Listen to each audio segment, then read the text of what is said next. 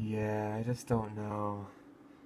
I've got over 140 subscribers, which is certainly a lot more than I ever had when this was a shitty Let's Play channel, but I don't know, I just feel like I haven't hit it yet. I haven't gotten there.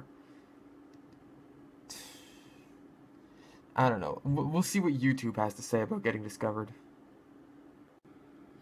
Alright, Creator Academy, what's it take for me to get discovered here, huh? Make thumbnails with pictures of big tits in them? No, I can't do that. Write clickbait titles? No, that's not gonna work. Make tags that are misleading so that people accidentally click on the video? No.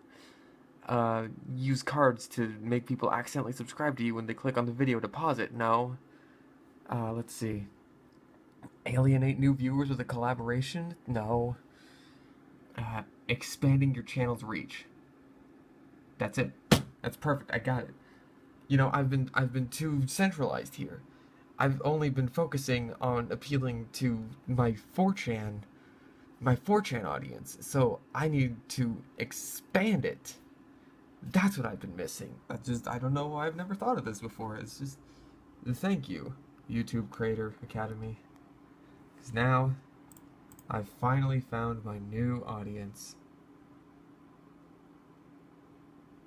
Oh no! In my Jeff the Killer video, I briefly brought up the subject that Reddit's Nosleep subreddit was fucking terrible. This is also something I discussed with other anonymous users in the original X thread that's kickstarted this new show. And I'd like to make a full video disclosing my feelings on this horror subforum. I'm gonna get pretty mean in this video, so for all the little baby cunts who like browsing Nosleep, here's your fucking trigger warning. Number 1, Reddit in general. A lot of the problems I have with Reddit stem from the way the website is laid out. The fact that there's no default dark mode, the cancerous upvote downvote system, the circle jerking that comes from said system, and the fucking memes! But Nosleep is largely lacking in the problems I have with the rest of Reddit, with the exception of the upvote system, but I'll get to that in a bit. For those that don't know, Nosleep is a place where people post short, fictional horror stories that they wrote. It's basically a means of kickstarting yourself as a horror writer. It's not a bad concept, right? No macro memes of Slender Man asking for $20. Jeff the Killer isn't stapled to the sidebar like he is on our creepypasta, so what's the problem? Well, people's reactions to the stories are the problem, or rather, their lack of freedom to do so. Number 2, the rules. Okay, honestly, the rules are the only problem that sets Nosleep far and above apart from any other shitty creepypasta forum on the internet. But they're so baffling that it just makes it stand so far ahead of any other one, even the creepypasta wiki. You see, in order to maintain a sense of immersion, Nosleep has a mandatory rule that dictates you have to pretend what's being written down is real. Even in stories like, Psychosis with potentially apocalyptic, world-ending scenarios, you're forced to roleplay if you want to comment. As a kind of sub-rule to this, you're not allowed to give any criticism on the writing at all. Constructive or otherwise. That's a written rule. So you could fucking put man door, hand hook, car door on the site, and not only do people have to pretend it's real, they're not allowed to say anything bad about it, or anything good about it for that matter. Except they are. Because get this, right? This system is tremendously hypocritical, alright? I've seen people praise a regular author's work, commenting on the writing and twists like, whoa, I didn't see that coming, noting him by his Reddit username and everything. But these people's comments made it to the top of the fucking list. These comments aren't critical, but they still break immersion and they're allowed to stay. Well, anything that could potentially give the writers tips on how to improve in the future is nuked on site. You really need anonymity in a place like this, and I'm not just saying that because I spend more time on 4chan than I do outside. But that's the great thing about writing a green text story on a place like 4chan. Anyone could have written it, and for all you know, it could be real. There's some really fantastic green texts out there. The one of the gas station clerk who has a bizarre encounter with the freaky bug-eyed old lady? That's a favorite of mine. I love that shit. And it's all because there isn't a name attached to it that you've seen on 200 other stories. If you're trying to create an atmosphere of immersion, why would you have people's recognizable names plastered onto each of their stories? Stories which take place in different settings and are told by different people from different perspectives. Is it just so that they can bask in all their imaginary internet points? Which brings me to my next topic. Number 3. Upvotes and downvotes. Reddit's upvote and downvote system is an inherent flaw in Reddit's design. It effectively allows the majority to silence unpopular opinions no matter how many times they stick the fact that downvotes are not meant to be used to do that on the sidebar. If upvotes and downvotes were always used as they're meant to be used, leaving comments that don't pertain to the discussion or are generally tasteless or shitposts to bite the dust, it wouldn't be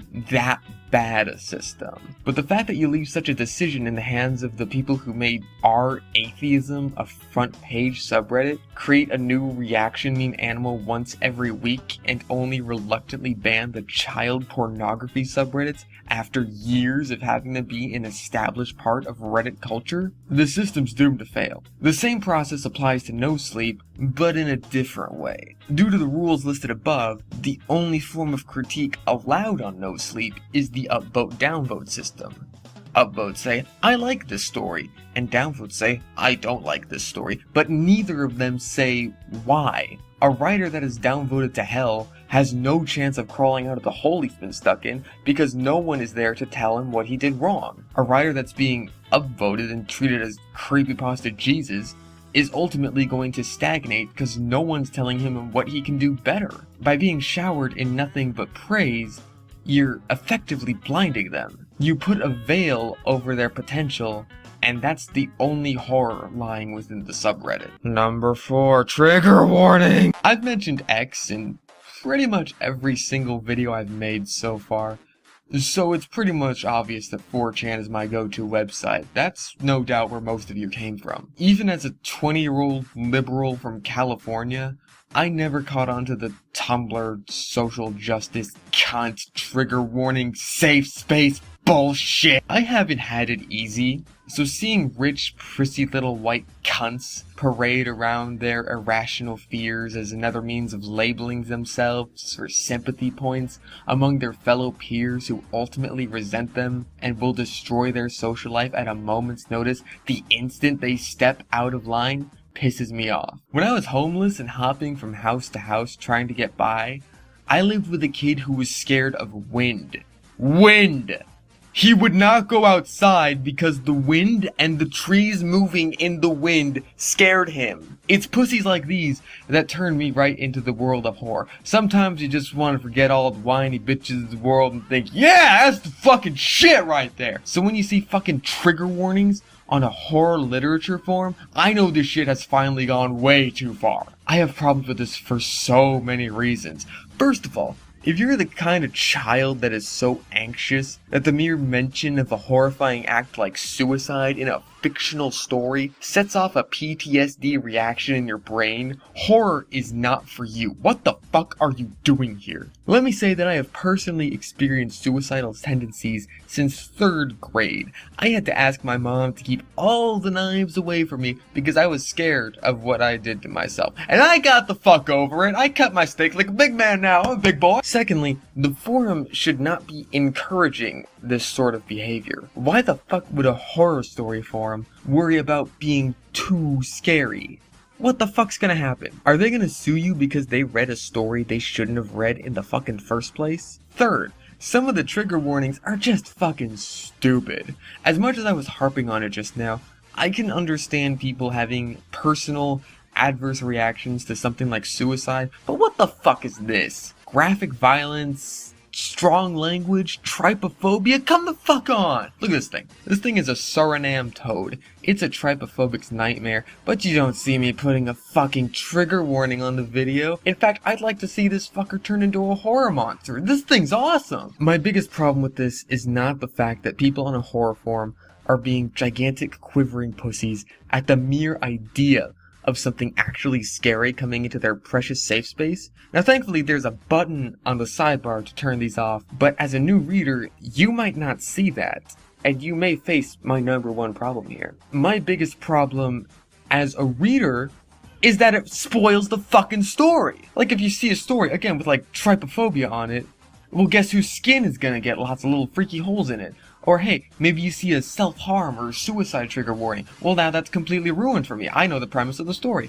I wanted to experience that unease and discomfort on my own, you cunt! And I haven't exactly seen one like this, but imagine a trigger warning like fucking patricide or something. Well, if you put a dad character in, guess who's fucking dead? Number 5, the stories themselves. This is something I really don't have that huge a problem with, but it's something that needs to be said in general. I've talked about before how pastas like Jeff the Killer or Clockwork are partly bad because they're long. Well, the problem wasn't that they were long, really. The problem was that they were long and built up to and established nothing. The punchline at the end of both of those stories was that they killed their families, but everything leading up to it had nothing to do with that. It didn't enhance the ending at all. If you write your story well, the length of it can actually enhance it or create genuinely exciting buildup. Like for instance, in Ted the Caver, so much time is spent explaining the process of caving, but instead of feeling like wasting time,